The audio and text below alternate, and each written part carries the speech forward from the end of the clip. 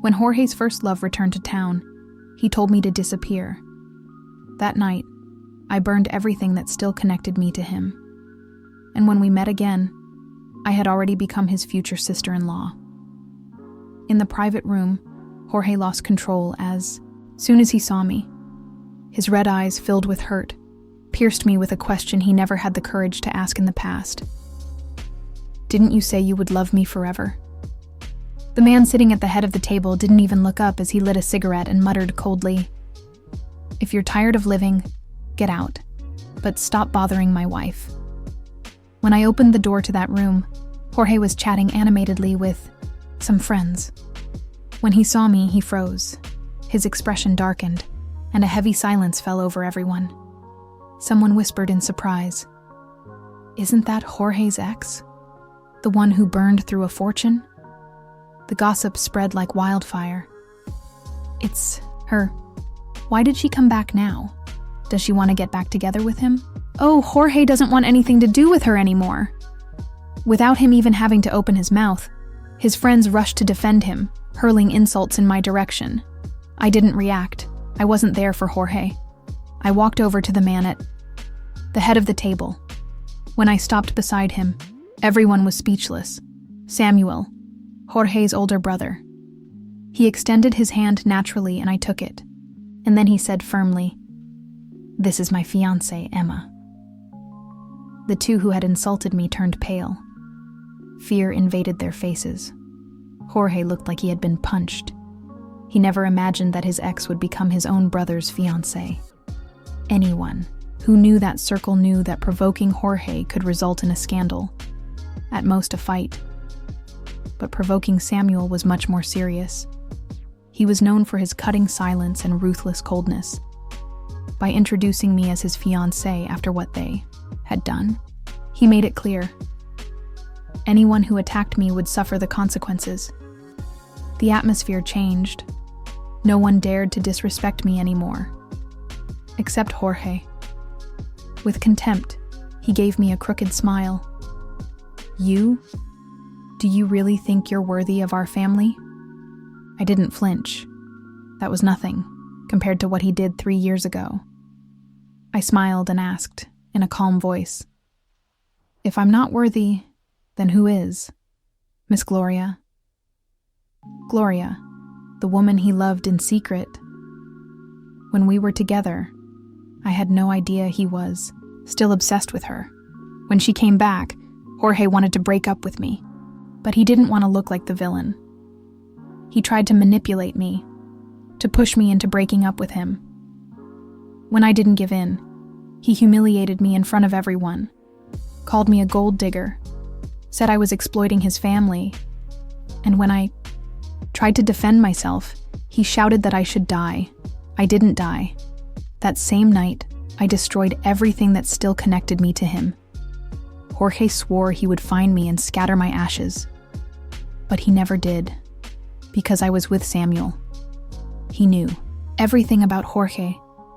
The tension in that room was suffocating, except for me and Samuel, imposing and always reserved. He did something unthinkable. He peeled a shrimp for me with his own hands. People looked at me with a respect that bordered on fear. What they didn't know was that Samuel didn't even want to be at that meeting. Jorge's friends weren't worth his time, but I insisted. I wanted to be there. I needed to settle scores with the past. After 2 glasses of wine, I felt lightheaded and leaned on Samuel's shoulder. Jorge thought it was provocation. Maybe it was. After all, he hadn't even managed to win Gloria over, even after 3 years. And now he saw me there, next to the man he had always admired and feared. Gritting his teeth, he slammed his glass on the table. Someone tried to restrain him, but Jorge was too impulsive. "Emma, what does this mean?" I looked up, feigning surprise. "Is everything okay?" Maybe it was the alcohol, maybe it was pure hatred, but he stared at me as if I were a ghost. "You said you would love me forever." "I did? I don't remember." I paused, smiled sidelong. "If I did, it was because I was too young to know the difference between a man and a dog." Jorge exploded and came toward me as if to attack me. A soft snap broke the tension. It was Samuel lighting a cigarette. Without haste, without looking at his brother, he simply stated, "If you're tired of living, get out, but stop bothering my wife." The change from fiancé to wife was no accident. It was a warning. If Jorge continued, he would have to deal with Samuel directly. Samuel turned to me with a slight smile on his lips. "What's the matter? Did you have another idea?" I didn't. Just a heavy burden of guilt.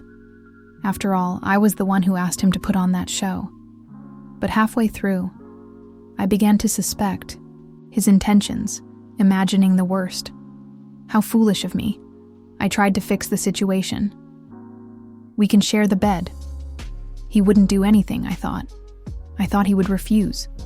But to my surprise, he accepted without hesitation. "Okay." For some reason, I felt like he had been waiting for me to say that the whole time. Was it just my imagination? The night before, Jorge had sworn that I would never set foot in his house again, and he seemed determined to keep his promise. The next morning, I found him sitting stiffly on the sofa, waiting for me. As soon as I appeared, he threw a stack of photos on the table with contempt. "Look at this." They were old photos, taken secretly by the tabloid press when we were still together. I always wondered why, during the entire time I was his girlfriend, no one outside our inner circle knew about us. Samuel was an influential public figure. How had his younger brother's privacy never been targeted by the press? Now I understood. Jorge had bought everything to hide our relationship, and now, ironically, he was using the same images to threaten me. "Stay away from my brother, or I'll send these photos to all the tabloids." I picked up one of the photos and looked at it without emotion. Then I dropped it back on the table with indifference. My coldness enraged him. Jorge, overcome with hatred, threw the photos in my face. The sharp corners of the images scratched my skin. "Who do you think you are? Do you really think my family will allow a woman who was once mine to be with my brother? My parents would never accept you." I brought my hand to my face. The pain was minimal, but the insult was deep. Jorge seemed to have forgotten that he never told his parents about us. And in the end, he was the one who betrayed me. What right did he have to treat me like this? I raised my hand and slapped him hard. The sound echoed loudly, cutting through the air. Jorge was stunned. When he finally reacted and raised his hand to hit me back, I turned and ran away. But I didn't even make it to the door. I bumped into a solid body, Samuel. That morning, he had received an urgent call and left in a hurry. I thought he wouldn't come back. That when he finished his business, he would go straight to work. But there he was. And at the right moment, "Samuel." I grabbed the sleeves of his jacket as if he were my last refuge. He lowered his gaze, and our eyes met. The coldness that always lingered on his face disappeared, giving way to a gentle expression that made my heart stop for a moment. It was a new, strange feeling. He calmly stroked my hair and then turned to Jorge, who still had his arm raised. "What do you think you're doing?" he asked. His tone was calm, but his presence was overwhelming. It was as if a mountain had collapsed on Jorge, who immediately lowered his hand. Still, he insisted, "She's nothing. How dare you hit me?" "Because she's mine," Samuel replied, fixing his eyes on the red marks on my face. There was something there. Perhaps tenderness. Perhaps fury. Whatever it was, it took me by surprise. I didn't know why he said those things.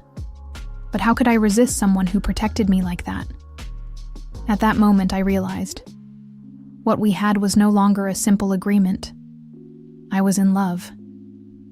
But as Jorge had said, how could someone like me even think of belonging to their family? As Samuel pulled me away, someone took a photo of us. I thought he hadn't noticed, so I whispered, "Do you want me to stop him?" Samuel's private life was much more valuable to the press than Jorge's. If that image got out, it would be a scandal. I didn't want to hurt him. But Samuel just shrugged. Leave it. I want to know what it's like to be on the front page of a tabloid. What kind of strange man was this? Noticing my confusion, he raised an eyebrow. What's wrong? Does it bother you to be seen with me? It's not that. I'm just worried. Don't worry. I spoke to my parents this morning. What? Everything's under control. I tried to decipher his words. He had this gift of making us feel protected, as if the world could fall apart and he would hold the pieces together. But what was I thinking? Was I losing my mind? I needed to remember reality. Samuel only got close to me because of his father's illness. Our agreement allowed him to end things whenever he wanted. And me? I was nothing. Just a momentary distraction in his grand life. How could I want anything more? That morning, the image of us together spread like wildfire. What surprised me was that, before any journalist, it was Jorge who called me.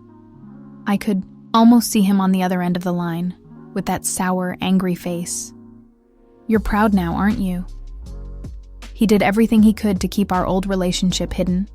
Samuel, on the other hand, didn't even care, even though I knew my relationship with Samuel was a sham. I couldn't help but feel satisfied with the comparison. Why wouldn't I be? When I marry your brother, you'll have to call me sister-in-law. He freaked out. He kept repeating, "You're dreaming," as if he were possessed. Then he hung up. I shrugged. Just another one of Jorge's crises. But that same night, smelling of alcohol and wounded pride, he showed up at my door. I later learned that he had had a big fight with Gloria that afternoon. Unlike Emma before, she didn't accept his childish attacks. She exposed him, and that hurt. Suddenly, Jorge remembered how well I treated him. Seeing me now, next to his brother, making headlines, smiling, filled him with bitterness. "I'll give you a chance to come back to me," he said, slurring his words, as if it were some kind of gift. I rolled my eyes. When he saw my contempt, he became furious. "Have you forgotten how you begged me? Do you want me to publish those love letters?" "Publish them," I replied, without changing my tone. He was shocked by my coldness. The truth is, I didn't care anymore. Everyone knew he had lost. It was no secret. And honestly, I was glad. My involvement with Samuel was just a game, because if it had been real, I would have felt even more exposed. Jorge, true to his word, published one of the old letters on the internet. At first it got a lot of attention, but soon after, everything disappeared. The images, the comments, any mention of our names. Gone. I was confused. Until Samuel called me. His voice was deep, firm. "Come down. Are you downstairs?" "Yes." His tone was short, as if it were just another ordinary night. But there was something there. Something restrained, about to explode. Was he angry about the letter? The words were mine, the feelings too. Even though Jorge had spread them around, it was my vulnerability that was exposed. "Did something happen? Do you want to talk?" "Come down," he repeated, in a tone that left no room for discussion. I had no choice but to obey. Outside, a light rain fell under the glow of the streetlights, creating a foggy atmosphere. His car was there. The window was half down. When I approached, he turned his face slowly, as if he had sensed my presence. For a second, our eyes met. My heart raced, and all I could think was, if I had a tail, it would be wagging right now. How difficult it is to hide what you feel when it has taken such deep root. Samuel told me to get in the car. "Where are we going?" I asked, still confused. Our agreement didn't include nighttime encounters or this kind of closeness. In the last 3 years, Samuel rarely contacted me at night, let alone without warning. And at that moment, I wasn't eager to be alone with him. I was afraid he would mention the letter. I already felt embarrassed enough. Hearing him talk about it out loud would be unbearable. I'm a little tired, so if it's not important. Before I could finish, he pushed the door open, stepped out, and stared at me with that unwavering determination, as if refusing him was absurd. Maybe it was his commanding presence. Maybe it was my own emotional imbalance. But I couldn't say no. I only realized where we were going at the third intersection. We were heading to his house. The rain was getting heavier outside. The windshield wipers moved rhythmically, and the panel between the front and back seats slowly rose, isolating us from the world. I had a feeling that Samuel wanted to tell me something, but he didn't say anything. His kiss came first. It wasn't like the one in the old house, firm but gentle. This one had a different intensity, wild, fierce. As if something inside him had broken, my breathing became uneven, following the feverish rhythm of his touch. The rain drummed on the windows, muffling the world outside. "Boss," I murmured, my voice wavering. "Call me by my name," he demanded. Samuel pulled me closer, almost taking my breath away. Before I could resist, I gave in. "Samuel." You're hurting me. I'm jealous." That's when a loud horn interrupted his words. I didn't hear what else he said, but his eyes seemed darker than ever, filled with feelings I couldn't decipher. Before I could react, the car braked sharply. In the blink of an eye, Samuel wrapped his arms around me, pressing the button that raised the car's partition. The driver, pale, turned around. "Boss, it's Jorge's car." We found out that Jorge had also gone to my building. He arrived late, but saw me getting into Samuel's car and followed us there. As soon as he had the chance, he parked in front of us, blocking our way, not caring about the traffic jam he was causing. He got out of the car in the rain, banging on the window furiously. "Emma, get out of that car now." 3 years after the end, even with my new position as his future sister-in-law, he still felt he had the right to talk to me that way. I looked at Samuel. He just said, "Stay here."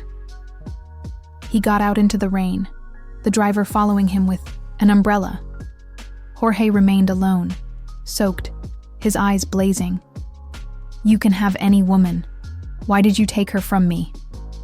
Samuel stared at him coldly. "When she was with you, I didn't interfere. Now she's mine. Accept it." "What?" Jorge looked shocked, but soon understood. His face contorted. "You wanted her from the beginning? Was this all planned?" Samuel didn't answer, but his gaze said it all. Over the years, Jorge had been involved with several women. As long as he didn't introduce them to his parents, no one cared. So if Samuel saw something different in me, it was because there was something more. But Jorge couldn't believe that Samuel could really want me. Blind with rage, he threw a punch at Samuel. His fist hit Samuel squarely in the mouth. The driver froze, waving his arm as if he could protect his boss from further aggression. Samuel calmly pushed him away. Accustomed to seeing him always elegant and controlled, few knew that he was also capable of responding with violence. When Samuel retaliated with a kick and sent Jorge flying, the driver was paralyzed. Jorge fell to the ground, writhing in pain and cursing. He tried to get up, but couldn't. He ended up on his knees. Samuel approached, looking down at him, impassive.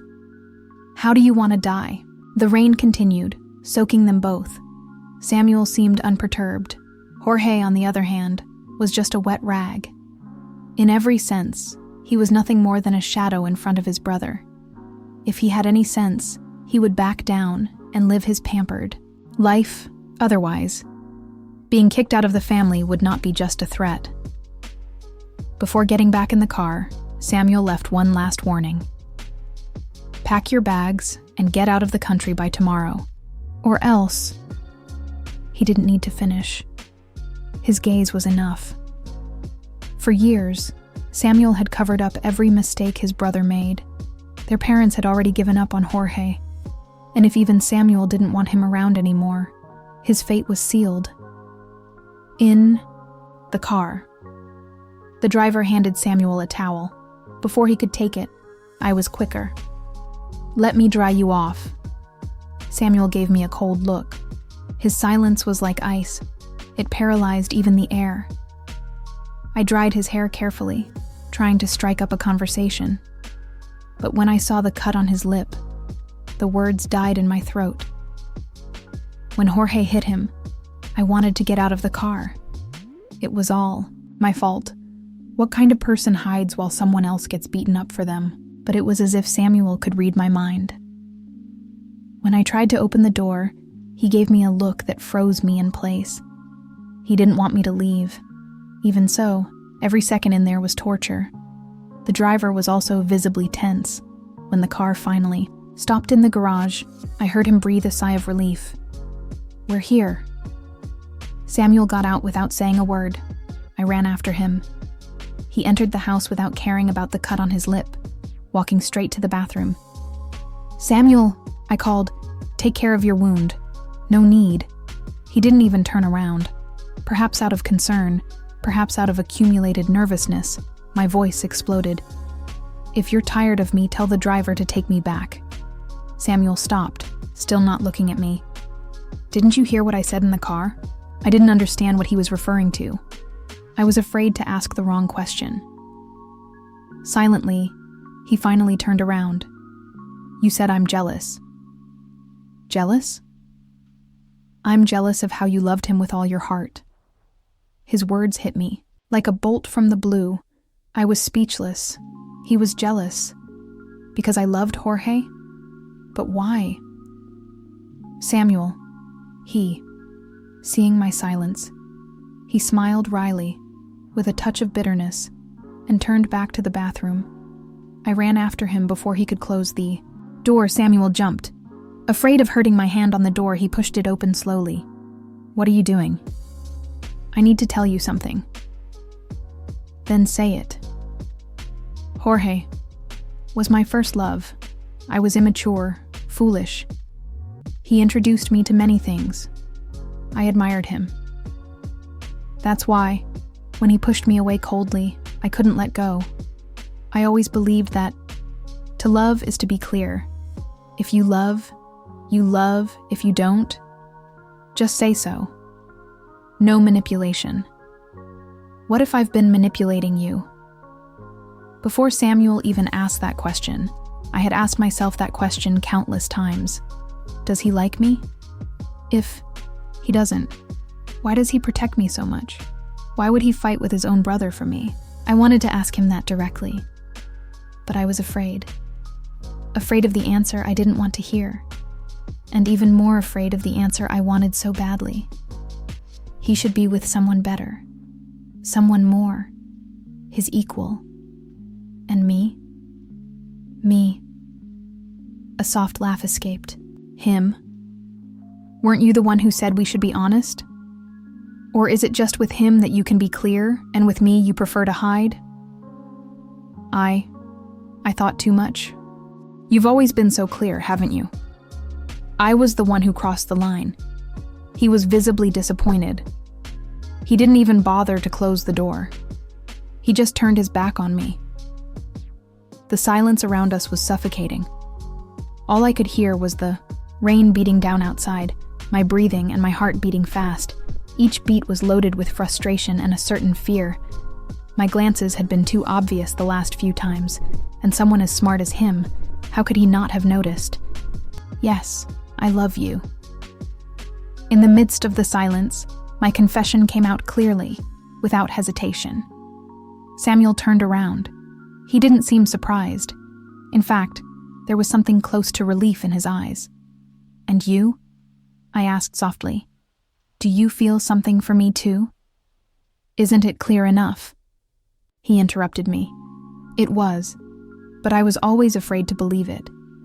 Even after we exchanged words, the atmosphere didn't soften. On the contrary, it became more tense.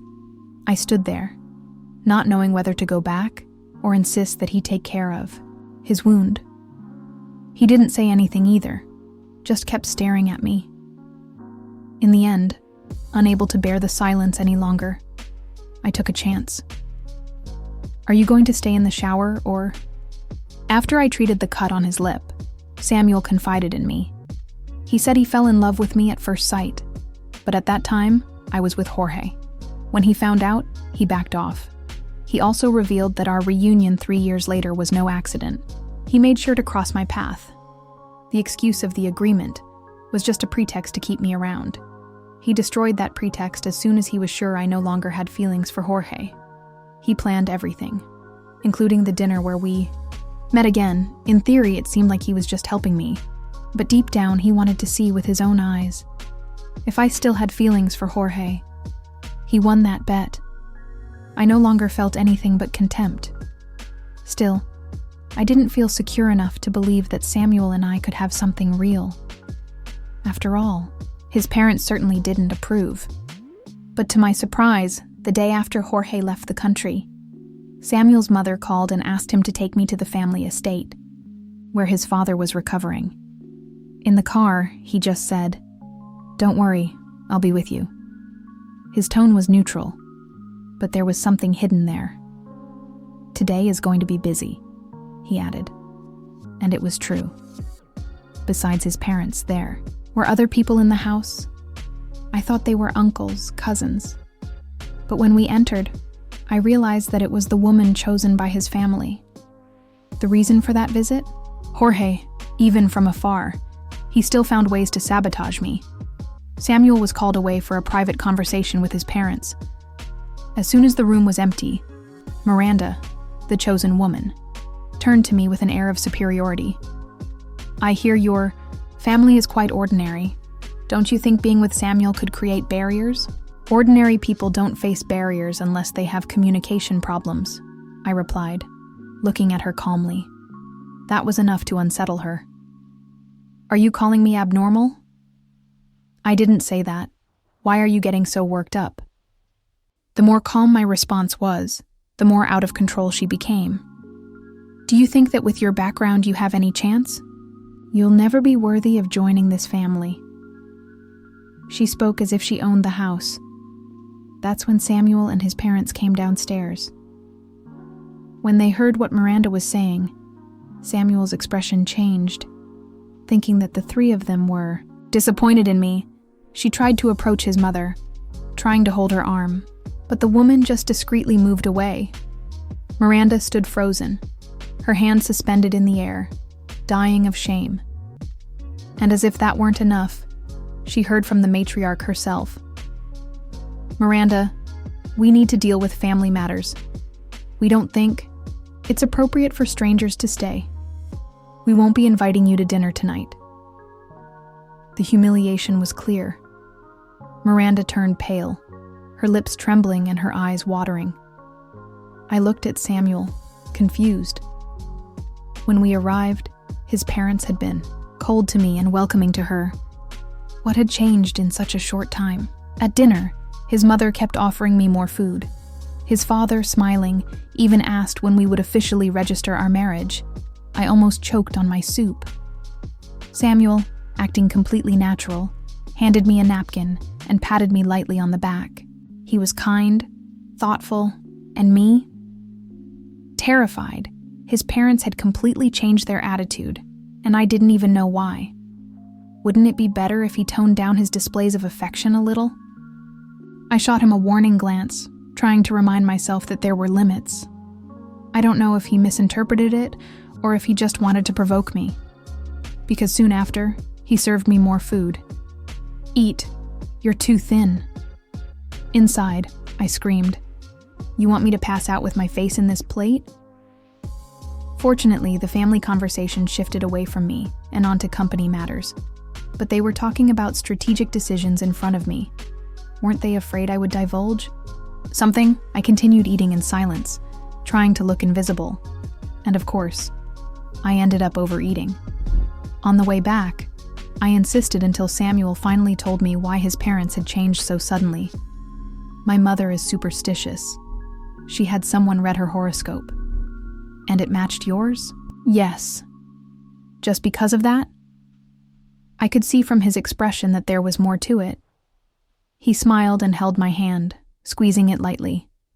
He said that in business, he only gets involved in something when he is sure he will win. In love, it's the same. 3 years ago, there was an important contract. He could have signed it before he met me, but he waited. He wanted me to be by his side when he closed the deal. On other occasions, even after overcoming obstacles, he would feign uncertainty so that positive results would emerge when I was around. And, as if that weren't enough, after we got together, his father's health improved. Now his parents believed I was some kind of blessing for the family, and since the words came from someone they trusted spiritually, they wanted us to get married as soon as possible. Weren't you afraid the project would fail because you waited so long? No. Why not? Because I had confidence. And why didn't you trust me? Because I saw how much you suffered when you broke up. I didn't know if you could get over it completely. At first, you stayed with me because you had nowhere else to go. Not because you loved me, so I was afraid. A man who had always been in control of everything, accustomed to planning every step, now confessed that he was afraid. I looked deep into his eyes. He had been by my side. He protected me. He opened doors. He made everything easier. And yet he was afraid that I didn't love him. Such a strong man, but in love he moved slowly, walking on eggshells, insecure. That night when Jorge intercepted us, Samuel knew I loved him.